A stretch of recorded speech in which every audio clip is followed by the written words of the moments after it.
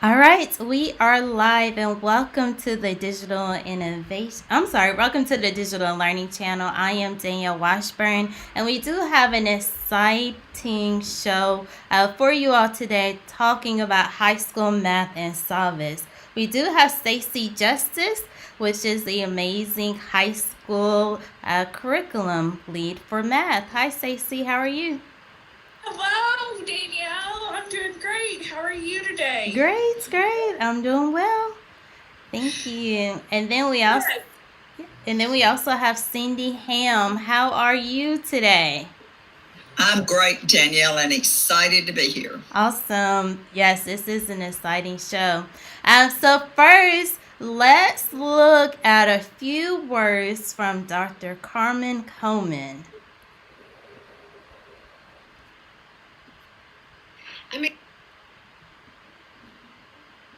I'm excited to kick off a series of trainings this week focused on the Savvas Realize digital curriculum and our resources here in JCPS. So, as you know, any resource that we use has to be viewed with a very critical eye to make sure it aligns to standards, to make sure it is aligned with our work in racial equity, and to make sure that it's appropriate for our students and the kinds of learning experiences we want for them. We certainly weren't anticipating the purchase of a digital curriculum, but the context we're in requires that we continue to think differently, and we hope that this product will help to ensure a level of equity for our students in the virtual context, as well as a good tool for you as teachers that can be modified as much or as little as you'd like. So I'm appreciative that our two teams have come together, and I think the sessions this week that you can watch live or recorded will be especially helpful moving forward. Thank you for all you're doing for our students, and please don't hesitate to reach out when you have questions or ideas even that would make this time even better for all of us. Thank you.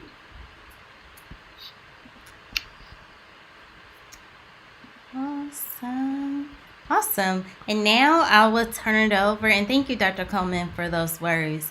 And now I'll turn it over to Stacey Justice. Okay. So, Miss Cindy, if you will, go ahead. There we go. We can see your screen.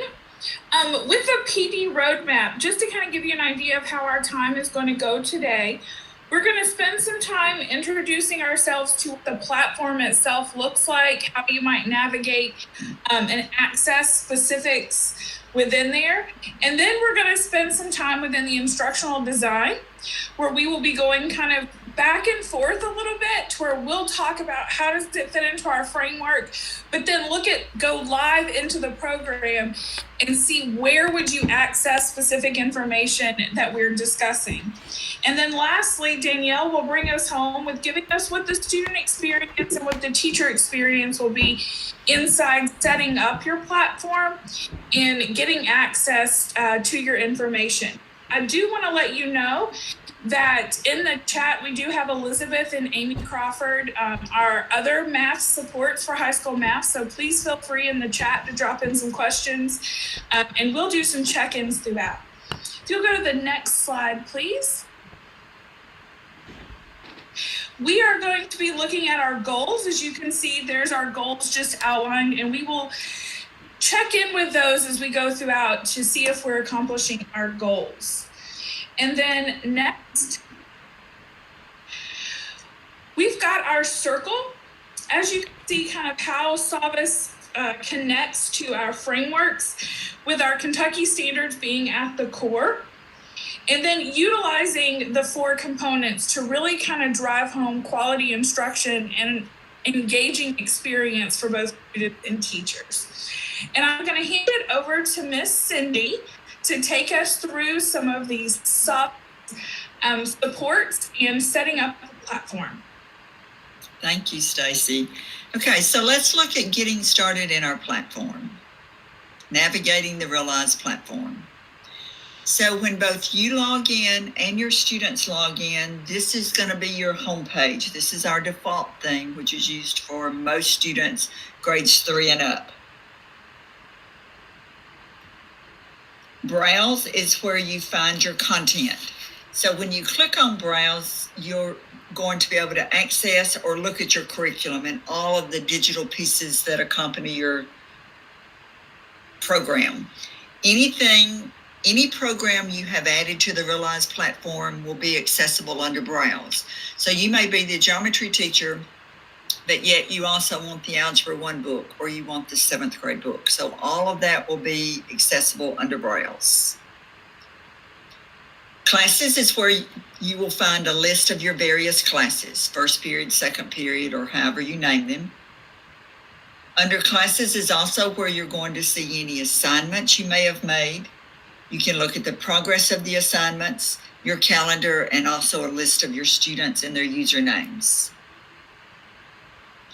Data is where any assignment that is auto-graded, such as a quick check, practice buddy, or assessment, will stay. You can also look at the item analysis and student analysis to get more detailed information. And I apologize, at the high school, it's called Lesson Quiz and Math Excel. My library is like a filing cabinet where you can find any assignments that you customize. It is also where any link or document that you add to Realize will be housed, as well as any playlist that you build. And we'll be looking at playlists in just a little bit. The items across the top are clickable, just as the circles are, and will take you to the same place. So now let's look at our programs and content. So when you click on Browse, you're able to access your content. All of the curriculum or books that you have loaded will show up. For those that you will use most often, you can click the star and then you can sort them by favorites, which is what the star is going to do. It will pull them to the top. You can also sort them by grade level or subject. Classes and assignments. By clicking Classes, you can see all of the classes that are created in your account.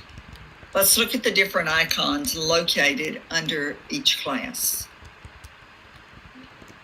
Assignments will give you a detailed list of all of the assignments that you have created and assigned to your classes. You can see student status, and you can see the due date and an average grade. If you click Assignments by Student, then you can look at individual students, and by clicking on their name, you can see their assignments that are completed, not completed, or in progress. But just an overall view here is how many assignments they've not completed. Under Calendar, you will see kind of went fast, didn't it? So under Calendar, you can see assignments that have been made and their due dates. So the actual assignment will show up on the due date on your calendar. When you click on Students and Groups, then you will see a list of all of your students and their username. Because your students will be managed by the district, you won't see their passwords. Okay, Data and Mastery. So by clicking on the Data tab, you can view data from any assignment that you have made that's been auto-graded by the computer. If you click Class Results by Assignment, you can look at 3 different items from your assignments. Scores will show bars, which represent the various assignments. If you scroll over a bar, then you can see the title of the assignment, the date it was given, and the class average. If you click on a particular bar, then you will see 4 different analysis reports for that one assignment. A mastery analysis by standard, an item analysis, which for math, you can see the most missed question. You can even look at that particular question to see a common error or a common mistake that students have so that you can go back and go over that or use it for discussion. You can also see a student analysis, student assignment grade, and the items that they missed, and a performance analysis, which will allow you to group your students to assign resources for remediation and enrichment.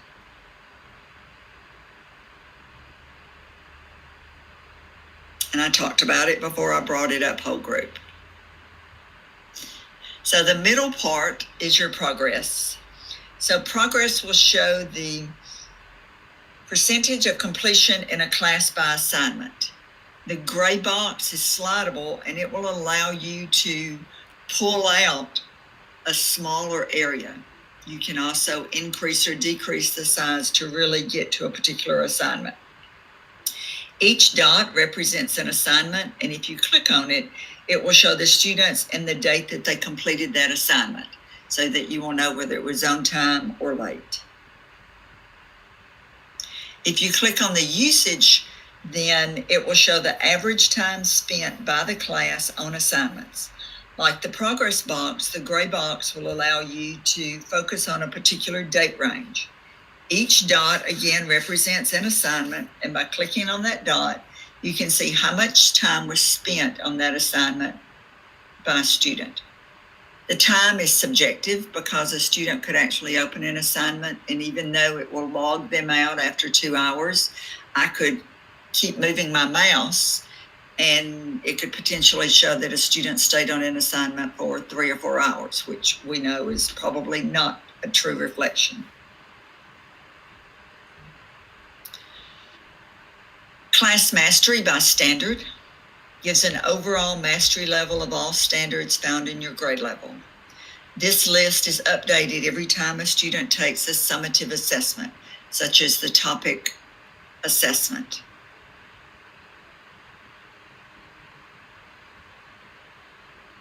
Okay, library and playlist. So think of my library as a filing cabinet where you can find any realized content that you may have customized or any links or documents you may have added to the program.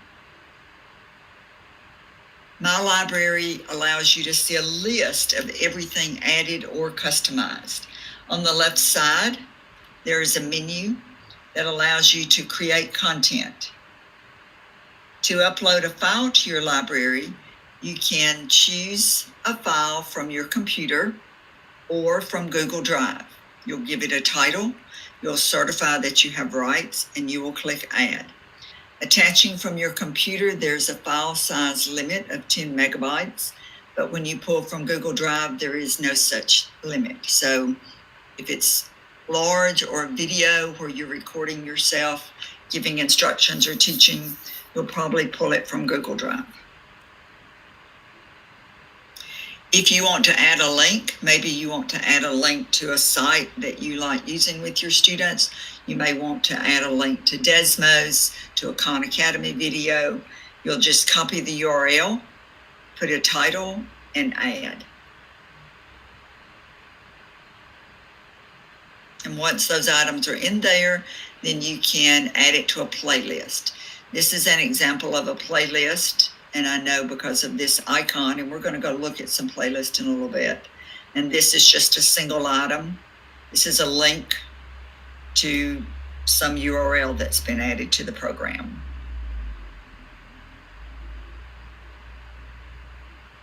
Okay, so that was a playlist that was open. And inside this playlist, you can see that I've added the textbook, and I've also added a discussion, some PDFs, an audio summary, and then another PDF. So you can have a mixture in there, whatever you want.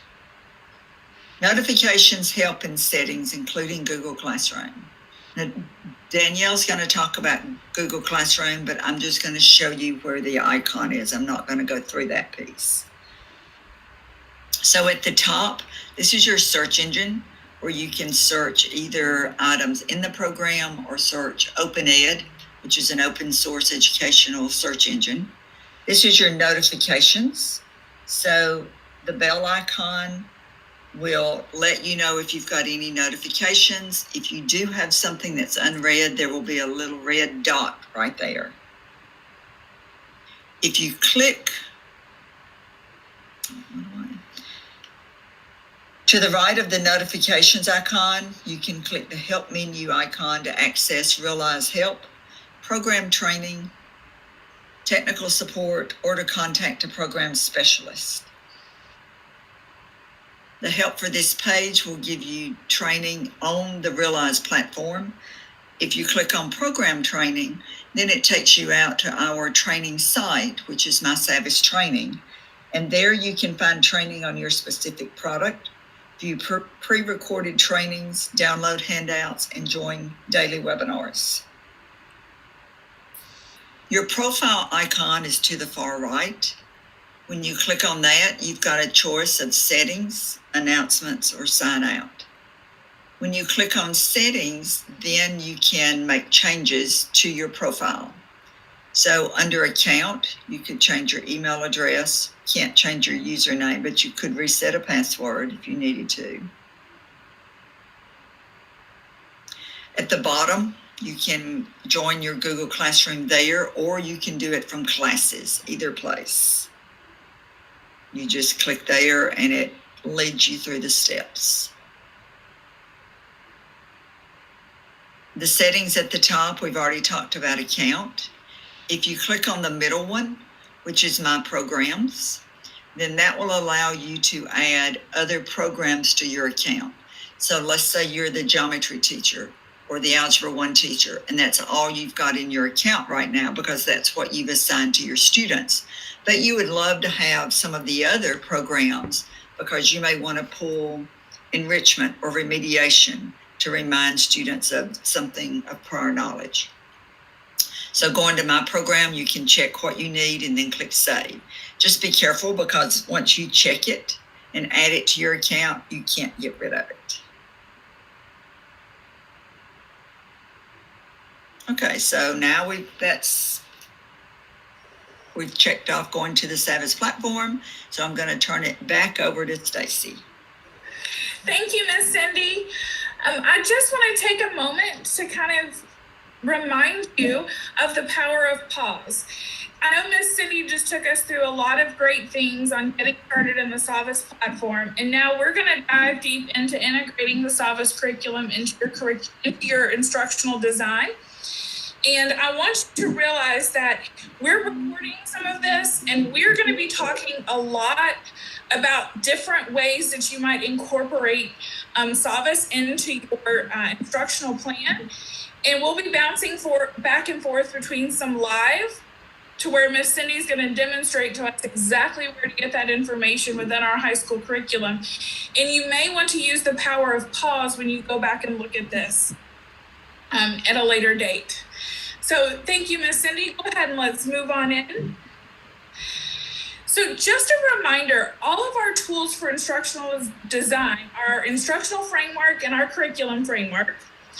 We also have our standards deconstruction tool, as well as the coherence map provided by Achieve the Course, so that we can really make sure that we're stringing and combining and building off students' understanding. But now we have the Savvas platform and the digital curriculum it provides as another resource and a tool for instructional design. Next. One of the great things within the curriculum is that it provides us a listing of each of the core standards, and it's related to the Common Core. The Common Core standards are listed at the beginning of the textbook and the actual textbook form, but it is also listed in a PDF that teachers can access in order to identify what standards are being taught in which lesson, how are we building that focus. On the bottom left of the slide, you can see that there is a link. This is a Common Core reference guide that relates back to our Kentucky academic standards. Within the state of Kentucky, high school decides to make it a little bit more difficult in identifying your standards. And so the actual labeling of this it's slightly different. So there is a reference guide in which you can do that.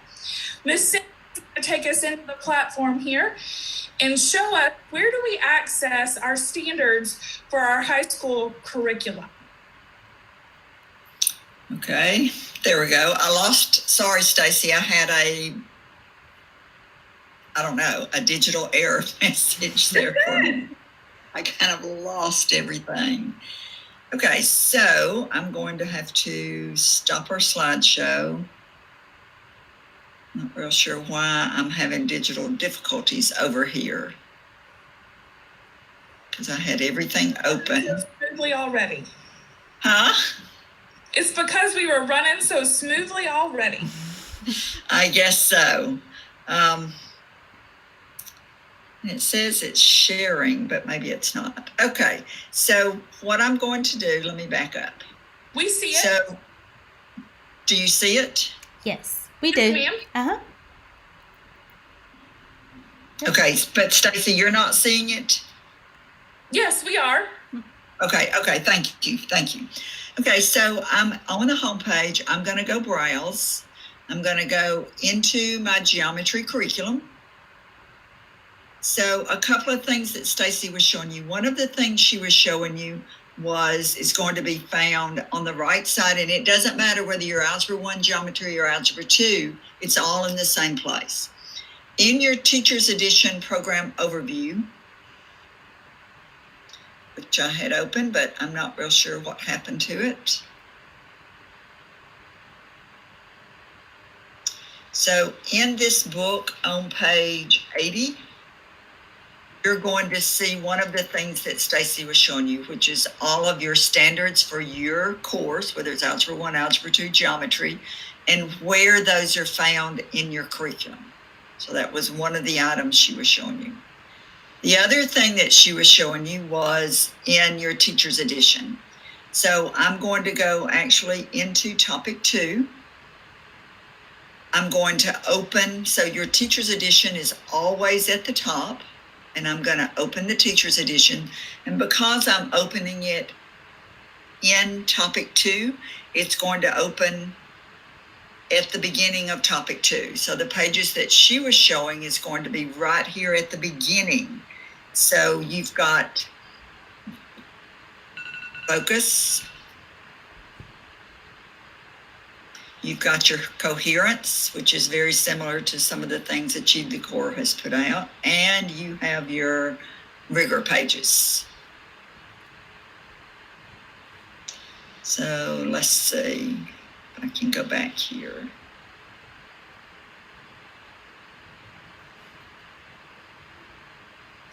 Thank you so much, Miss Cindy. So as you can see on the right-hand side, that was the focus coherence pages. Stacy, are you seeing that? Yes, ma'am. We are good to go. So I want to, now that we've kind of seen where it is in the resource, I want to just remind ourselves of what the Kentucky Academic Standards are and what it says our instructional expectations are. It gives us a reminder of what procedural fluency is that procedural fluency is not just the accuracy and the efficiency, it's also the flexibility for students to be able to flexibly move throughout understanding and demonstrating understanding of the standard. Also, conceptual understanding is more about just the isolated facts. It's really about making sense of the problem and what kinds of contexts are useful so that it really supports the procedural fluency, conceptual understanding, and then our third one, the application. If we'll move to the next slide. So within JCPS, we've taken some of that information and really tried to give you a visual of our stool, of how we can truly support our students. We want to make sure we have a nice balance between the three: conceptual understanding, procedural fluency, and application, as well as ensuring we're giving students opportunities to work through the instructional framework while building their understanding with mathematical modeling and getting those opportunities to engage with that. What's nice about Savvas is that you can use a playlist and intentionally incorporate each of these key things into the instructional framework. You're good to go. Keep going. So if we look at the instructional framework, this is just a quick reminder of the components of our instructional framework. The first four are what's listed on the actual instructional framework. And then we've pulled out separately for Savvas to demonstrate where there's opportunities for intervention and enrichment within the platform. Miss Cindy, next. And Stacy, Yes, I do apologize. Stacy, really quick, and then Cindy, do you mind hitting hide over your closed captioning? But we did have a question in the chat from Tanda Dale. Dunn, I'm sorry. And she says, does this show you the essential standards and show those are STEM? So within that, to get what is considered Kentucky Academic Standards, Essential Standards, or STEM standards, you would want to go into that Common Core resource guide, because those in there are highlighted, which one of those are red for Kentucky Essential, and then which ones have the plus sign for the STEM. They appear and match in the Savvas, but it was through the Common Core coding. So you would want to use that reference guide as your resource in determining where they show up in the Savvas curriculum. Awesome. Thank you. Okay. Now, are we good to go?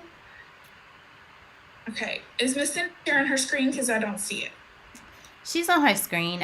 You can click on her box and you will see her. There we go. Okay. I hit the wrong thing. Thank you. So in the review and focus, a quick reminder that the review and focus is the smallest amount of time. It really comes in instructionally. What are your expectations you're setting for when students join your class virtually, as well as if we're in brick and mortar, what's the expectation when they first come in? As you can see here on the screen, you can utilize what's called the model and discuss and explore and reason at the beginning of your lesson to kind of get them started. What's your bell ringer and expectations? If you'll head to the next slide, please. Components really want to make sure what are those expectations as they walk in. They can be included into and connect into your guide and engage. So as you can see here, we've elaborated on a variety of examples from the geometry to the algebra 2, and some questions you want to think about. What are strategies that you might use to promote student discourse during that beginning of class? What's going to be a strategy that you kind of have students and remind them of so that they can work with? Miss Cindy, will you take us and show us where exactly would we see the option to pick a model and discuss problem or an explore and reason problem within the platform? Absolutely. So I'm back in my curriculum. So I'm going to go back into topic 2, which is where we were. So starting off first in our teacher's edition, the explore and reason, critique and explain, or model and discuss are going to be step 1. So whatever lesson you go to, it's going to be the very first item. So here's an explore and reason. So what you're seeing here is the digital piece, which I'm going to show you where that is digitally. You're seeing a little piece of a student PDF book, but I'm going to show you what it would look like on the student side as well. So whatever lesson, so that was 2.1. If you want to go to 2.2, in your teacher's edition, it's always the second page or the second piece. So there's a critique and explain. When you go live, you have to go into the lesson. And if I'd started with my teacher's edition here, it would have started on that page. Under Explore, step 1, so there's the Digital Explorer. So this one actually has a Desmos model built in. When you're presenting this to your students, you always have your Desmos calculator in the upper right-hand corner if you need it. Okay. So from a student point of view, when your student would open this up, and I apologize, I had everything open and I'm not really sure what happened. Gotta love technology. Yeah. It's been my morning. And it is okay because while you are putting in that username and password, we do have a couple of comments that I just want to read. And one, first, Susan, which I totally agree with Susan Price.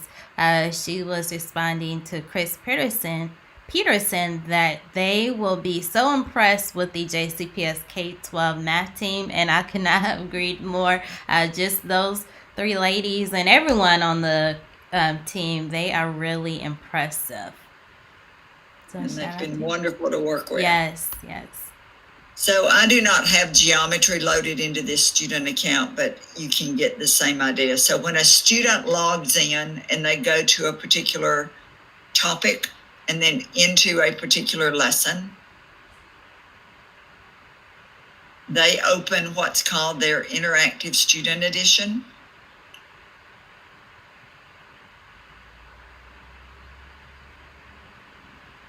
All of these are clickable, so if you wanted to show them that. But when they go into there, I'm sorry. You're good. And you guys just saw that clickable interface showed you what the essential question would be. That is also in the teacher's edition that she showed you momentarily ago. But you do have targets and key vocabulary. In your Common Core standards, again, you would want to reference that reference guide on which ones match up in the Kentucky Academic Standards. Yep. So it is for every student as well. So this is a student that's already been working in his book, but when he opens it up, then he has this interactive.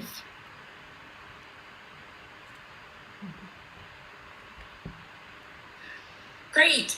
And so that is what you would see and what you would be able to use as an explore and reason or a beginning when they're working, coming in the class or logging on, getting started, but especially jumping off the page and getting the class started with a guide and engage, really focusing in on what strategies might you use and pull from that in order to facilitate the discourse and how students actually explore those questions that you've assigned for that day's lesson. Okay. Great. So let's hop into the next slide. So explore and apply is where we want to spend the bulk of our time. This is where students are diving in, they're learning different things, they're conversing with their colleagues or other students about what's really going on. What math are we working with today? And what's nice about the Savvas platform is that within this curriculum, there are multiple ways and multiple things that you can bring in at very succinct and explicit times. So within the Explore and Apply, you can use the examples if you want students to try to engage and be a little bit more creative with the math. If you look in the upper right-hand corner of the screen, you see an engage that's a full word problem that students would be able then to kind of grapple with, and how would we represent this? What representation might I use? Is it one where I'm going to pull down the Desmos graph and graph it? Maybe I'm going to be somebody that uses a table to try to represent that. Or I'm going to try to recreate that. Maybe I'm a visual student and I want to draw it out. So students will have the options and you can pick and choose those problems.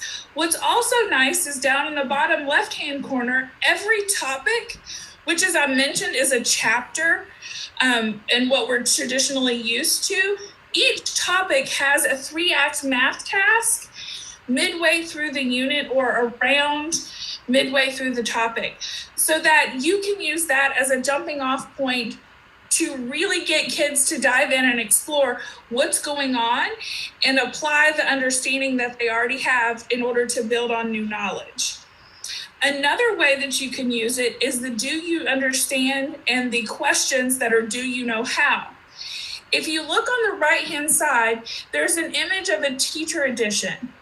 If you can I know it's kind of small, but there are light blue questions that go along with each example or each specific problem that you choose to use.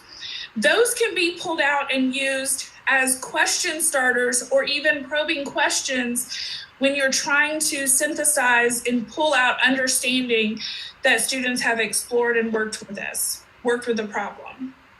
So Miss Cindy, will you take us in and show us a quick example of where I might pull something for the Explore and Apply section? Absolutely. Okay, so I'm going to go back into my teacher's edition, and I changed while Stacy was talking so that I could show you the same thing that's in their student book. So if I'm going to go through this lesson. So that was the step one. So any of these examples that Stacy was talking about, so you've got regular examples, you've got additional examples. These are your blue questions.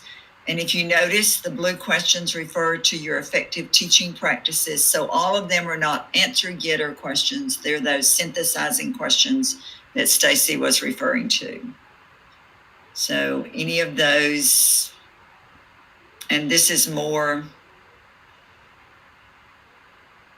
So here's a good example of that.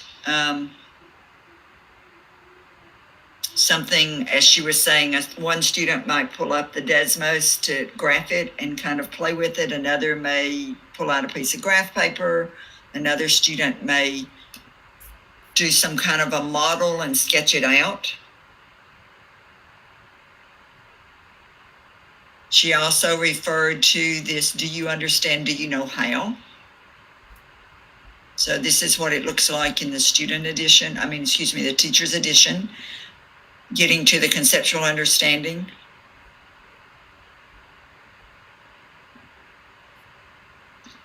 She also pulled out, we've got the understand column in the practice and problem solving, again, getting to that conceptual understanding and getting kids to synthesize what they know. And what's great about those two, when she takes us to the student edition here in just a moment, is it's interactive and it allows them to, if there is a manipulative taskbar or something to that effect, that is all built in for them to use in their interactive version. However, I know Miss Cindy's going to show us here in a little bit too, that if I'm working on those problems, those the extended understanding problems, that I may be able to use a PDF writer in order to demonstrate and do some annotations. I was going to show you the 3-act math, but for some reason my teacher, there it goes. So the 3-act math is going to be in your teacher's edition as well. This one happens to be after lesson 3, but everything you need is to work through it is in your teacher's edition. When you look digitally, here are some of those examples that we just looked at in the book. So if I wanted to pull this whole group or show it to my students, then that's what it would look like. As Stacy pointed out earlier, every lesson has an essential question, and that can be found on every page. And students would have access to their Desmos tools as well. If we pull the student edition, finally got my screens to working the way I wanted them. So when the students go into these examples, I'll just go to that example 5.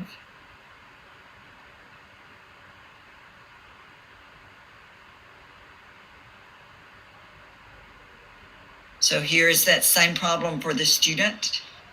They can look at the solution under their More button. Then they have access to their glossary and their Desmos.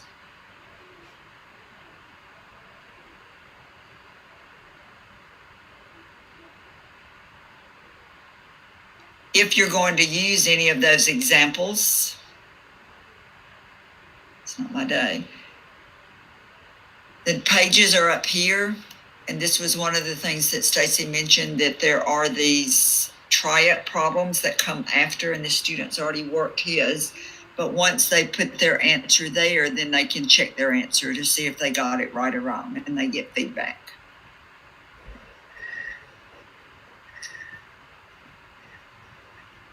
Great. And I love how you just showed us an example too of the next thing that we're going to get into. But before we move on from explore and apply, I really want you to think about what are the other representations or strategies. So maybe it's a strategy that you really enjoy using, such as a 3 reads math language routine. Think about how you might bring those into this and engage in those problems with using that strategy as well, and really setting up that structure so that students are able to access the math on their level, but you as a teacher have your autonomy and your structure so that you can really get in and work with what's there and provide a high quality instructional experience using some of their great tools. And so if we go into the synthesize and reflect, which is our last component on our instructional framework, what's awesome is on the right-hand side that just came up, you can see that there are questions for after the lesson or after you do your individual time, so that students and questions you could ask students to promote that discourse, but also habits of mind. There are journals built into the problems. Miss Cindy showed us one just a second ago that we'll elaborate on in just a second. But the habits of mind really kind of bring in reflection tools into the problem that students are working on to kind of start to think about their thinking. How did they approach the problem? How does it connect to a mathematical practice and building that up? Another way that you can kind of synthesize and reflect and wrap up the lesson is looking at those practice and problem solving problems. And maybe you pick one of those in which you have to engage with and provide some information on. How would they approach it? What information do they know? And how would they set that up? And utilize that question as a culminating question for students to synthesize and really kind of share out with each other what their approaches were. And Stacy, I'm sorry. Yes, Miss Dana. Do you mind if we or Cindy can go back? There was a request. I don't know if now is a good time to go back to the glossary. They Yes. would like to see it to see if it can help their ESL students. Absolutely. Miss Cindy can jump into the curriculum. Okay. Yeah. Yeah, you can jump into our teacher's edition and show them where that problem came from and where the supports are for those problems. Absolutely. So let's go back. So if you go back into any lesson, I'll just go back into the lesson that I was in, which is the parallel and perpendicular lines for Algebra 1. So every page that you go, I mean, it's your typical wraparound teacher's edition. So a couple of things for ESLs. So Stacy mentioned the habits of mind. So there are 3 habits of mind in every lesson. At the bottom, whenever I get to it, there is this support for ELL learners. Questions to help them gain, I guess, a better foothold, a better entry point into the lesson. It's got it kind of broken down into beginning, intermediate, and advanced, trying to help students read, write, and speak.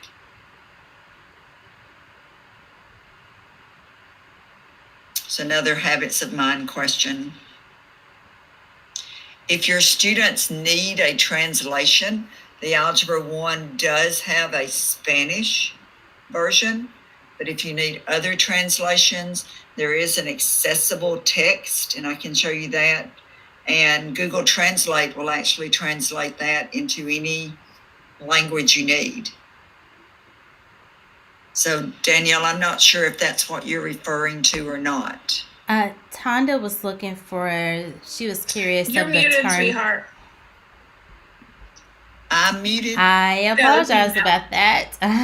The YouTube channel probably heard me, but you all did not. I do apologize. Tonda, she was concerned about the terms and definitions for those ESL students.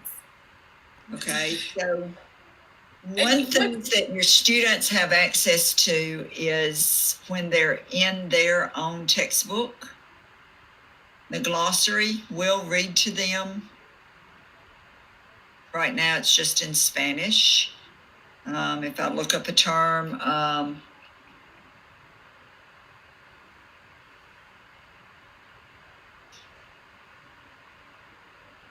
so it would read to them that in Spanish, and then they could look at it in English. So I think There's also a worksheet that's great for vocabulary that they could use with it. There's digital Spanish support, and I will show you that as well.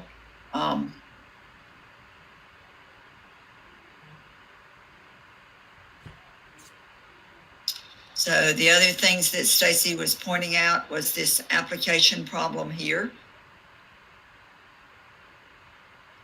From the student's point of view, that application is going to be accessible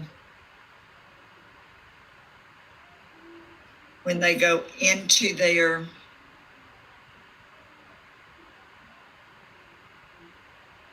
practice and problem solving, which is at the bottom.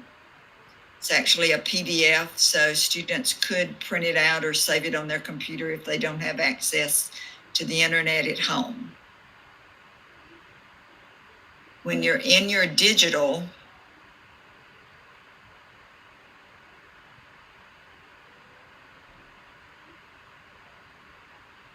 you've got Spanish resources at the bottom. This one right here is, well, that's the lesson quiz, so that's not what you're talking about.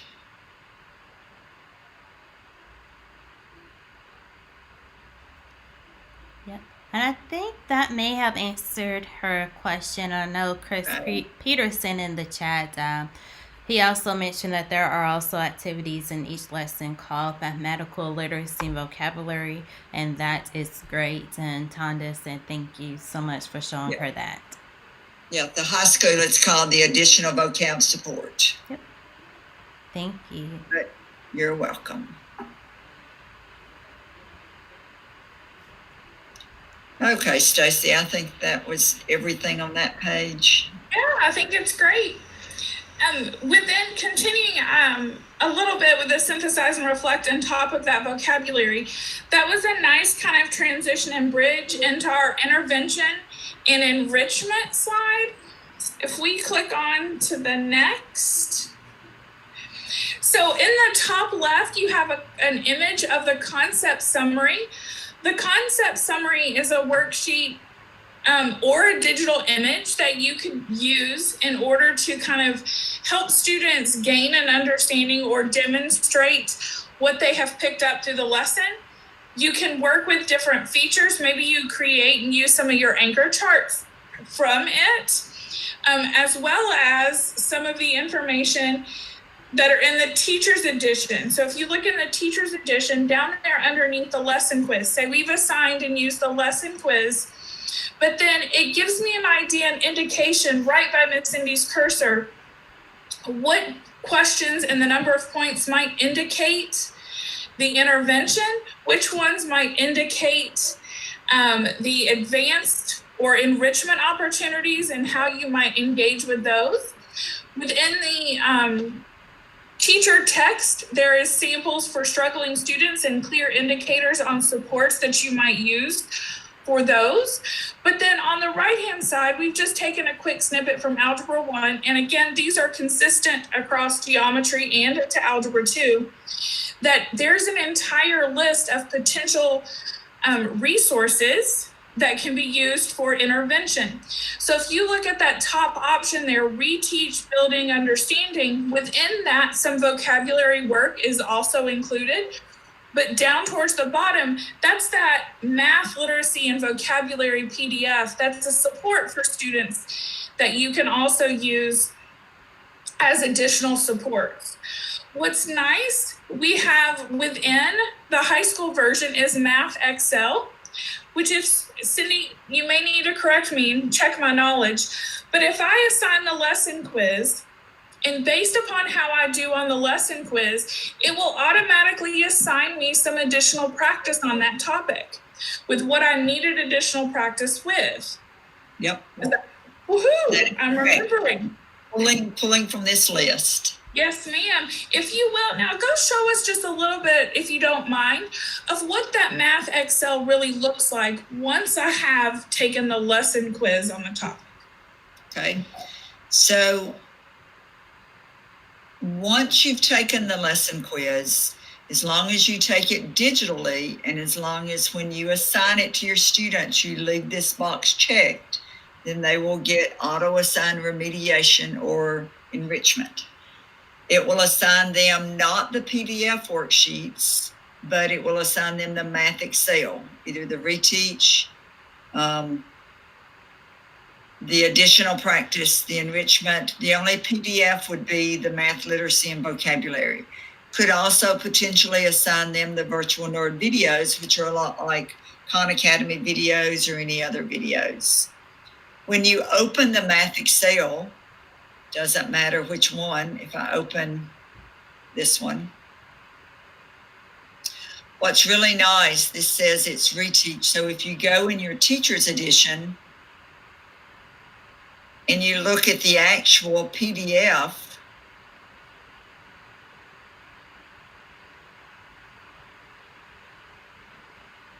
you can see what the worksheet would look like. It's giving them some definitions. This is problem 1, problem 2, problem 3. So when you look at this, it's giving them the same information. It's just digital form rather than a PDF. Students have what we call question help in the upper right-hand corner. They get 3 chances on any problem before it's counted incorrect. So for instance, if I just want to guess, because this was multiple choice, they only got 1 chance as opposed to the 3 chances.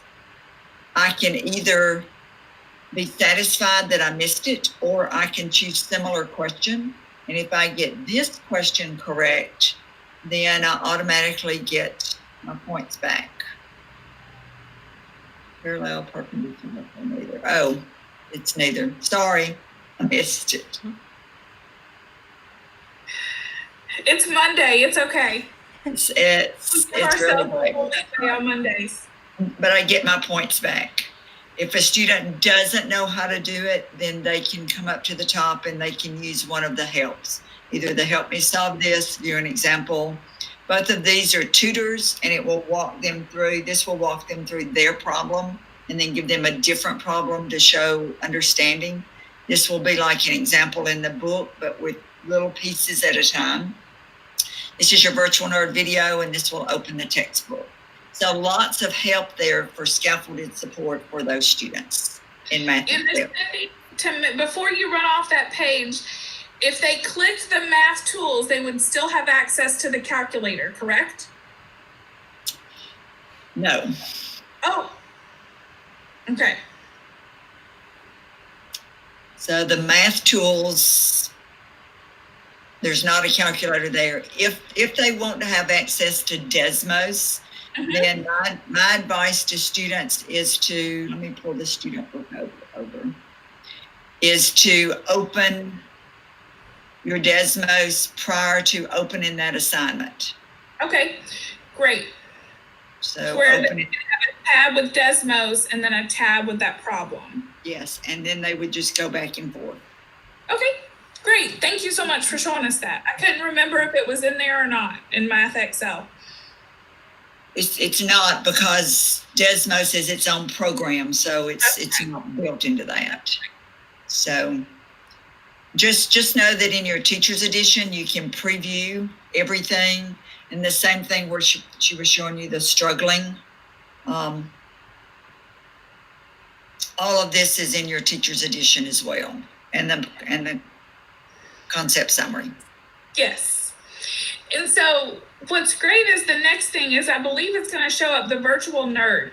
The virtual nerd can be are those videos that can be assigned individually in your playlist, or they can be assigned automatically from the lesson quiz as we were just shown. So there's a couple of different ways that you can access as well as you utilize for intervention those virtual nerd videos.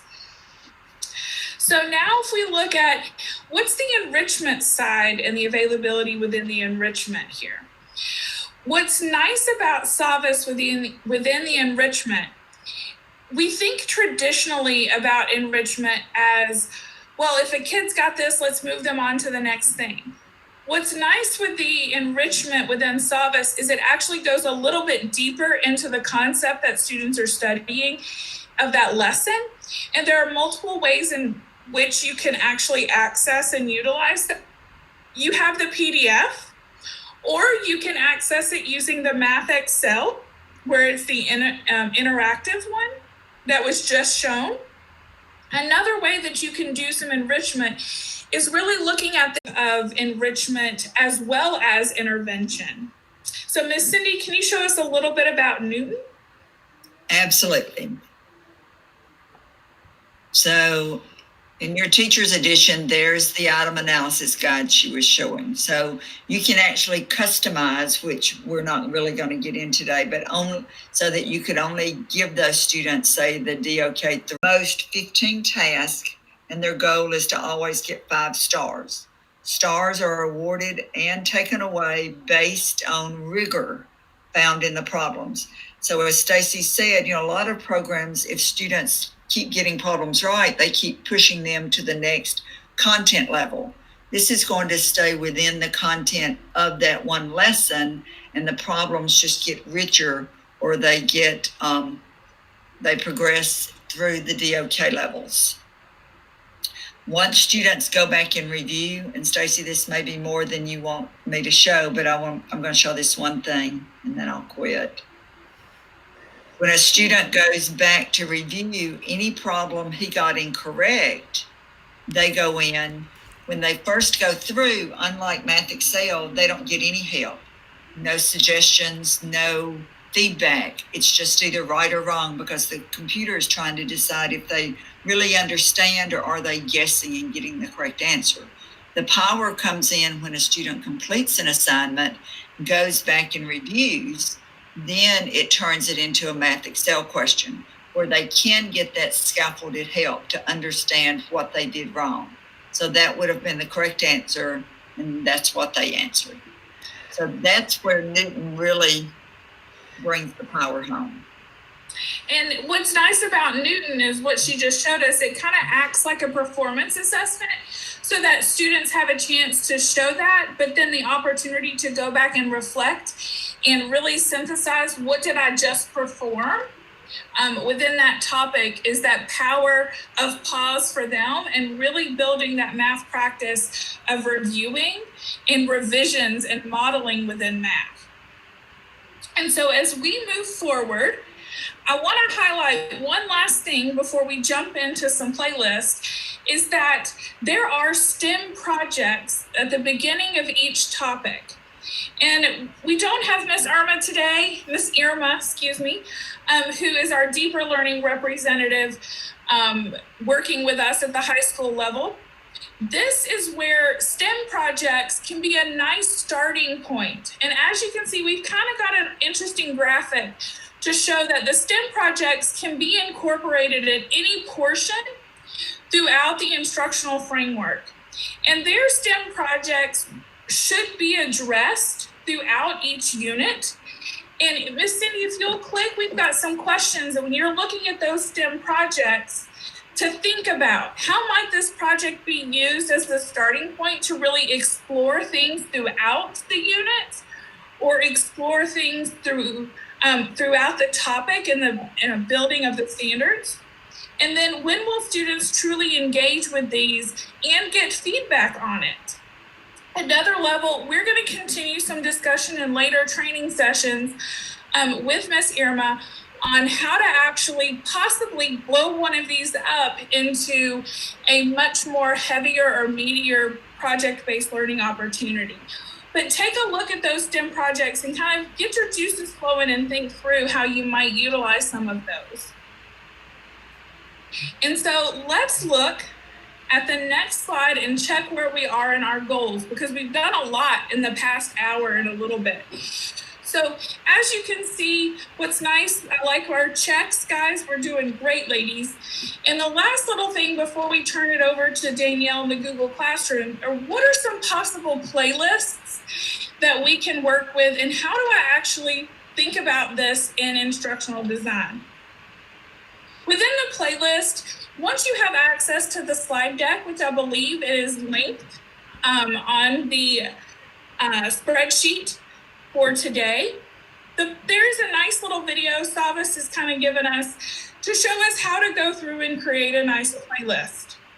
Within your playlist, you can think of it as what components about it do I need to think of synchronously, and what components about the playlist could be used asynchronously. So let's click to the next slide. And here is just what we did in K-12 math is we thought about building a playlist. What are the things we need to think about? So one, what's going to be your math unit or topic of study that you're utilizing, and what instructions would you want to provide for students? Then we have each of these categories. The learn, what do we need to learn? What are those key standards and structures and supports that we need to pick out to support the learning? The extension, because every student needs extension. How are we building upon connections? Where are we going to provide opportunities for practice, formative assessment, review, and then those challenge problems? Because maybe I'm a kid that I want to tackle the challenge first, see what's going to be hard, and then maybe kind of backwards work through this. And then also, smack dab in the middle and other supports, what are going to be those resources for help that students can engage with? And so that's just kind of an overall thinking of how we might build a playlist for math. So let's look at a specific example that incorporates a little bit of illustrative mathematics, as well as how Savvas can support that. Now, I want to draw attention before I dive into this. Illustrative math is what's considered open ed resource. As Ms. Cindy mentioned, it is one that you can upload and add documents into specific playlists within Savvas platform. However, if you utilize resources from CPM, CPM is a paid resource, so it cannot be uploaded into a playlist because CPM is copyrighted and it is not open ed. So when you're looking at what you want to add to your playlist, be very careful of where you're pulling that from. If you are pulling it from CPM or IM or another copyrighted resource, please be careful of that. Just want to make that note because I know those two other curriculums are kind of floating around in the district. So if we take a moment to look at this playlist for Algebra 1 Unit 3 on linear functions, I believe maybe that's Unit 4, but it kind of combines some linear functions. As you can see, the assignments that are in green under the green heading represent materials or lessons pulled from illustrative mathematics. The ones that are highlighted, the boxes that are highlighted in red, are pulled from the Savvas curriculum so that they're helping support student learning within that topic. There's additional practice on function notation. There's a problem within Explore and Reason that really kind of sets it up for students to dive in.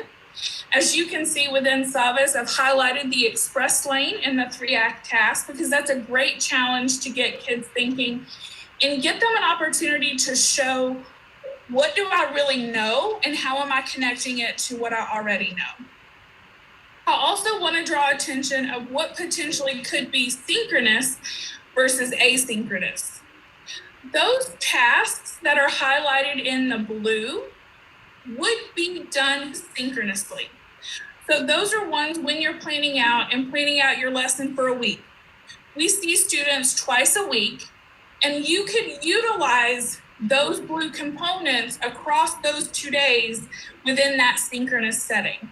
Now, you can set it up however you choose of which one you do what to kind of build and extend, and how do you want to engage students within that. You have your choice of your implementation.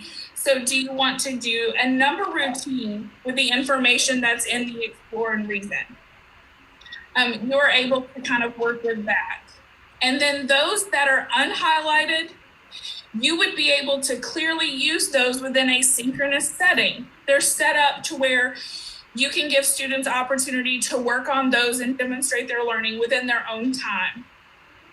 And now, this isn't one where you would do everything, but this is a playlist in which you could choose from that really supports the IM and using the Savvas with supporting and building the standards within that unit.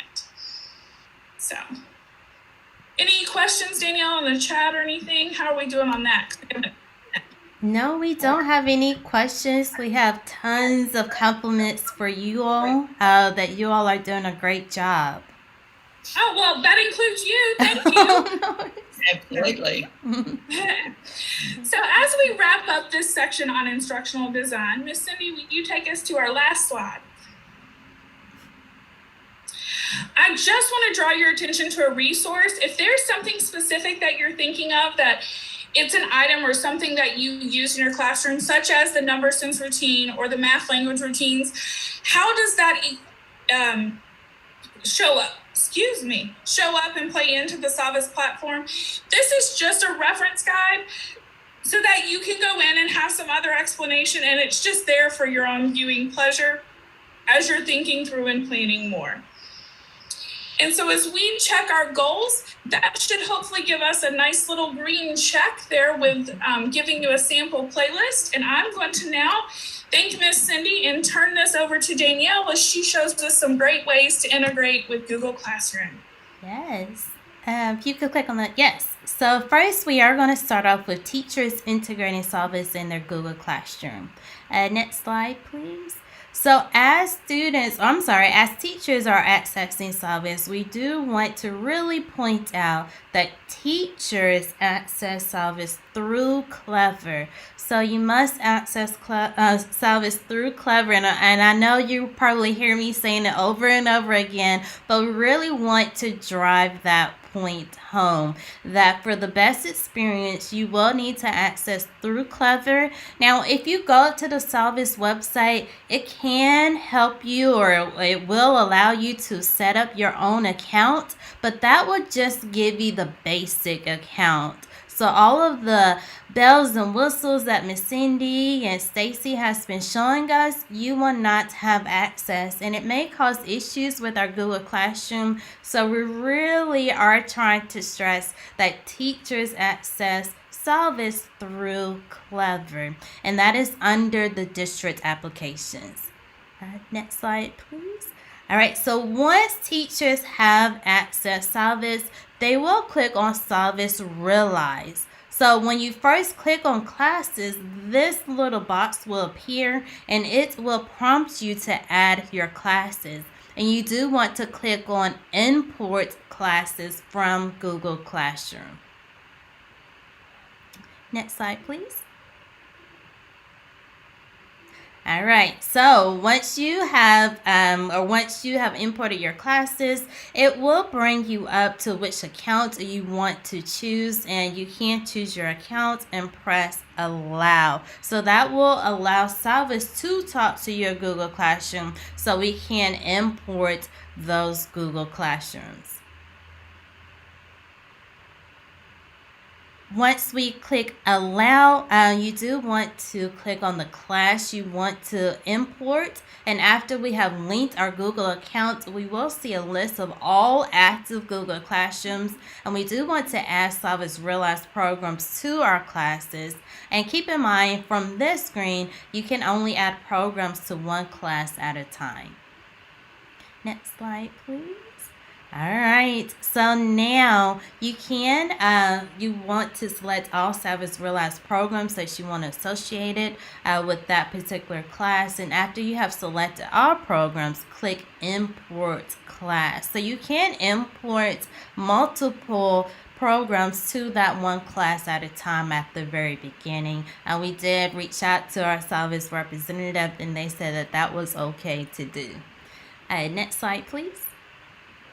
So after you have completed adding all the programs to the classes and they have imported, you can finish and view those classes when you have imported all of your Google Classroom classes. Next slide, please. All right. So once you have imported, you will see them under the Classes tab in Savvas, just like the one below. And there are several different options for these classes from here. And I know in the chat we talked about calendar. You will be able to see the calendar view of those particular assignments. You will first be able to also see those assignments, and you can hide that class. So if you are no longer teaching that class and you have a new class, you can go ahead and hide that class so it will no longer be in your view. And if you need to import more classes, you can click on that import. So now that we are adding and we are ready to add assignments, the very first time that you add assignments, this is what your screen will look like. You will click on exploring your programs, and it will bring up your programs that you have selected to the Savvas platform. Next slide. All right, so first we have added our first assignment. Now we want to go back in. So when we want to add additional assignments to the Savvas platform, you can click on Browse, and then those assignments will appear for you to add to your Google Classroom. So you can view that content in thumbnail view or in list view. So if you're a thumbnail type of person, you do have that option the same way we do in Google Classroom to view your content. Or if you prefer the list view, you can view your content in the list view, which is really nice for the Savvas platform.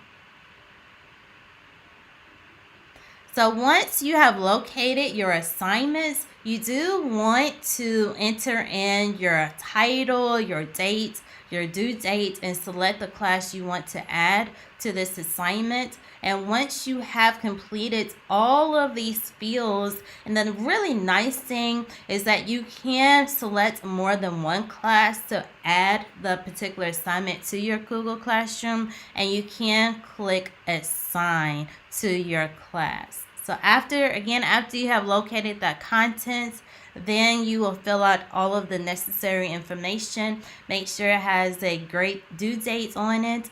And then it's optional to fill out instructions. But once all of that is filled out, you will click on Assign. So when you click on assignments, you can see the completion of the entire class by individual students. And then students who have not been able to sync or have not been able to log into through Google Classroom, you will see that notification right there where it says needs to connect. That is your notification that that student has not clicked on that particular Savvas assignment. And then you may want to coach them through how to access Savvas. All right. This is just a reminder that if you have teachers that are added as co-teachers in Google Classroom, they will have the same permissions as you in your Savvas classes, which is really nice because sometimes we have co-teachers or we may have that instructional aid to our class.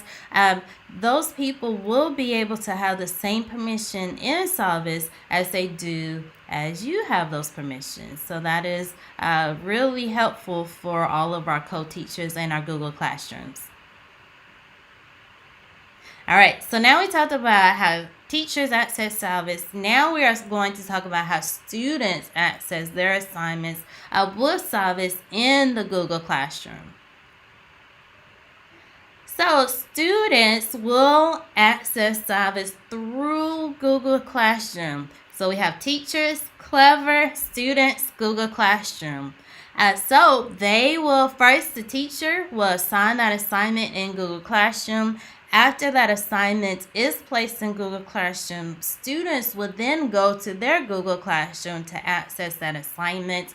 And students will know that it's the Savvas Realize platform because they will see that green box, which will redirect them to the Savvas Realize platform for them to access that curriculum. Next slide.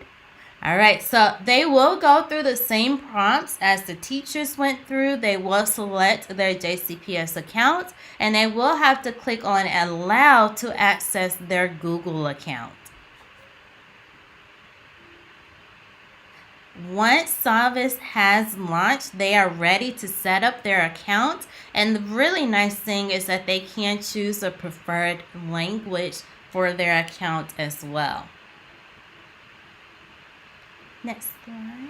All right, so they could pick a profile icon the same way that our teachers can, and they can pick a background image for their home page, which is really nice as they are personalizing their page.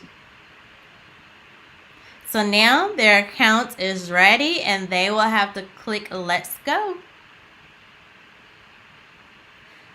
Once they have accessed their account, now they are ready to turn in work with Savvas and Google Classroom. So let's take a look at how they will turn in their work. So again, students will find and access their Savvas assignments in Google Classroom, which is just right there. Once accessed through Google Classroom, students can find their assigned work on their home screen. So the bottom picture gives you a snapshot of what students will see on their home screen when they do access Savvas. Next slide. All right. So after students have completed their work, they can add a few comments. So if anything they want to comment to their teachers, they can add a comment right there. They can also attach a file to the work that they are turning in. Just like within Google Classroom, they can attach work to their work. And after they have filled that out, they can click Turn In. And I just want to say adding a comment is optional. So students don't have to add a comment, as well as students don't have to necessarily attach a work. But that option is available to them if they need it. Next.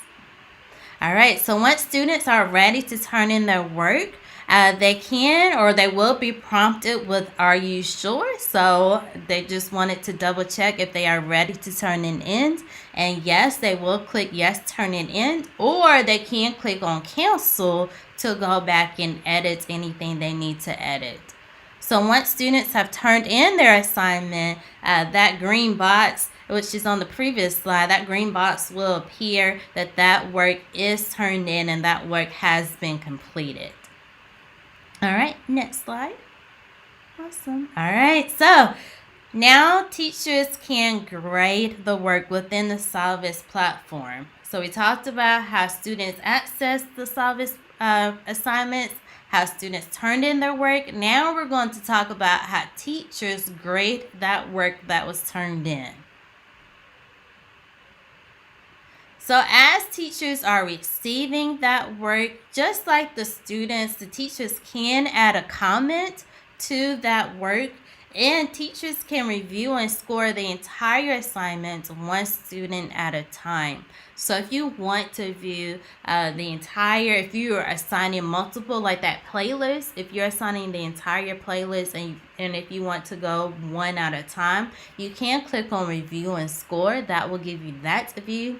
Or teachers, if you click on show activities, you can grade all of your students at one time, one page at a time by student. So there are two different ways that you can review and score that particular assignment. Just as a tip, which is key, and a big shout out to the Savvas platform, is that as students complete those assignments that are automatically graded in Savvas, it automatically turns it in through Google Classroom, so those students won't have to necessarily worry about going back to Google Classroom to turning in their Savvas work, it is already turned in once they click turn in through Savvas. Yeah. So we just want to close out with the Savvas tip sheet, and this was not updated. I do apologize. But that tip sheet, it is linked there for you and includes resources to the Savvas platform.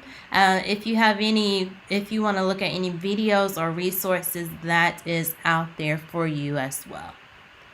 All right, next slide. Great. So thank you, Danielle. That was a wonderful way to show us how to kind of get started and get down and dirty with the platform in Google Classroom.